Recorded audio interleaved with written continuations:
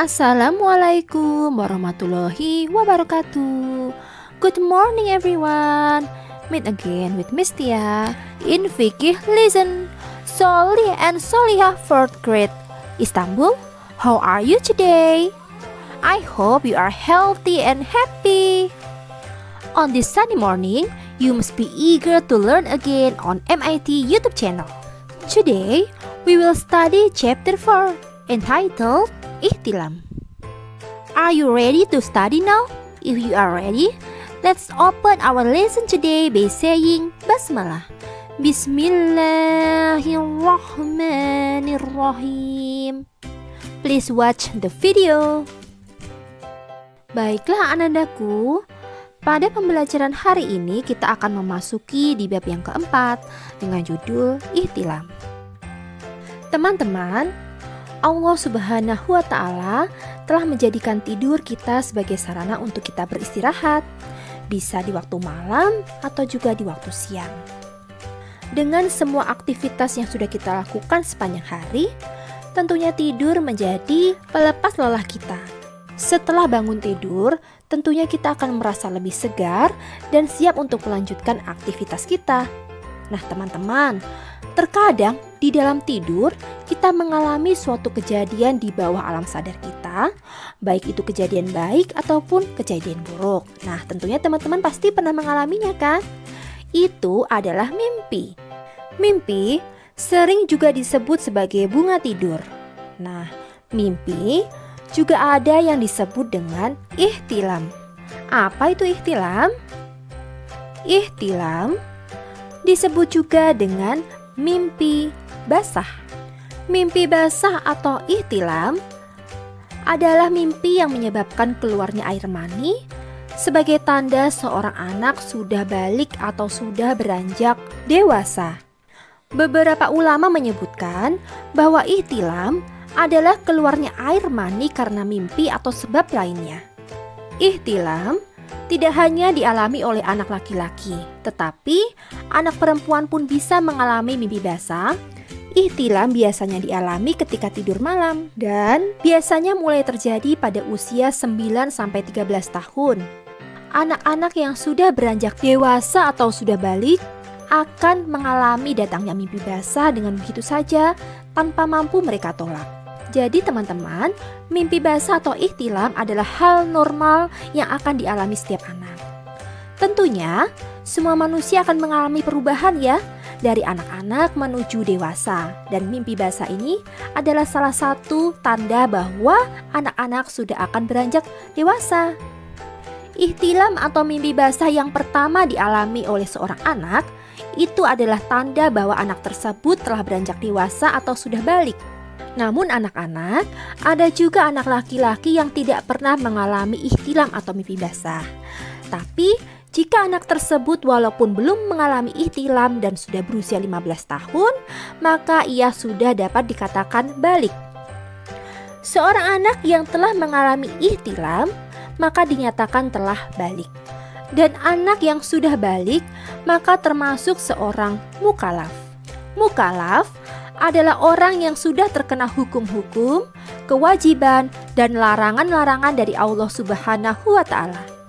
Jika seseorang telah menjadi mukalaf, maka pahala dan dosa atas semua perbuatannya akan menjadi tanggungannya sendiri.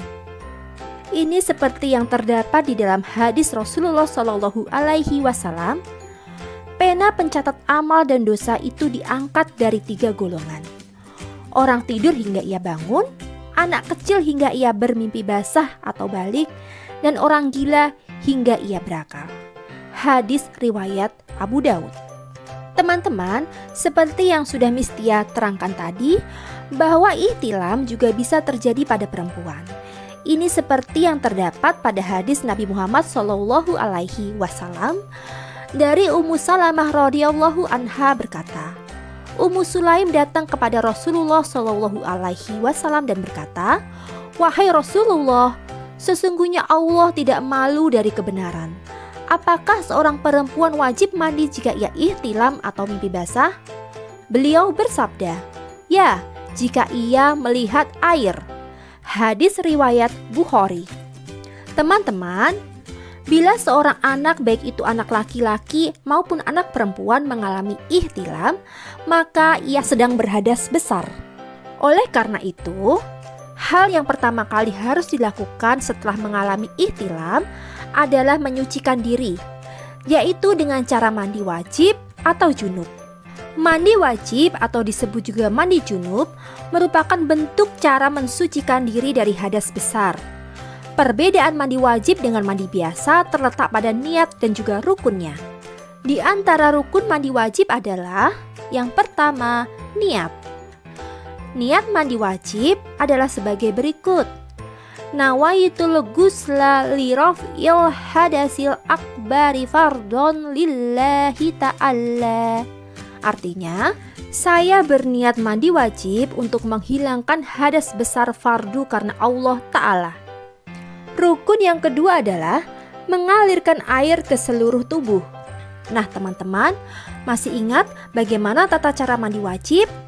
Tata cara mandi wajib sudah dijelaskan oleh Rasulullah Shallallahu Alaihi Wasallam dalam hadisnya, yaitu dari Aisyah istri Nabi Shallallahu Alaihi Wasallam berkata, Nabi Shallallahu Alaihi Wasallam apabila mandi wajib, beliau memulainya dengan membasuh kedua telapak tangan, kemudian berwudu seperti berwudu waktu hendak melaksanakan sholat.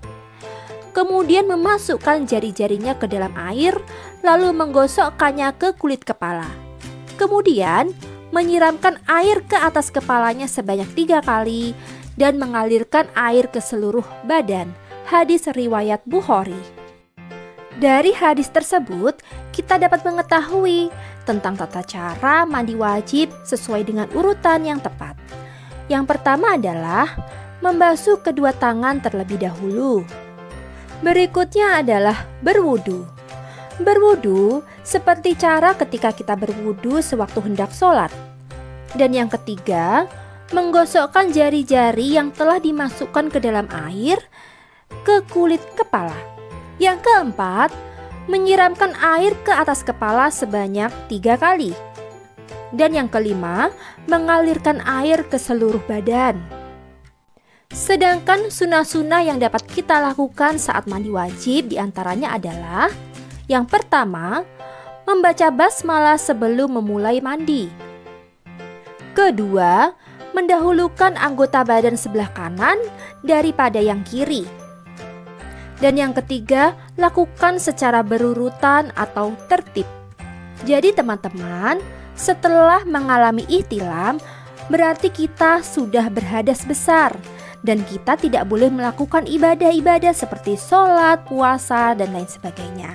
Kita harus bersuci terlebih dahulu, yaitu dengan cara mandi wajib. Jelas teman-teman? Baiklah, sekian pembelajaran kita pada hari ini.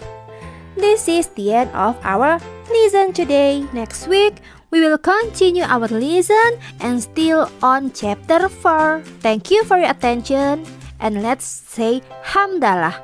Alhamdulillahirabbil alamin. Wassalamualaikum warahmatullahi wabarakatuh.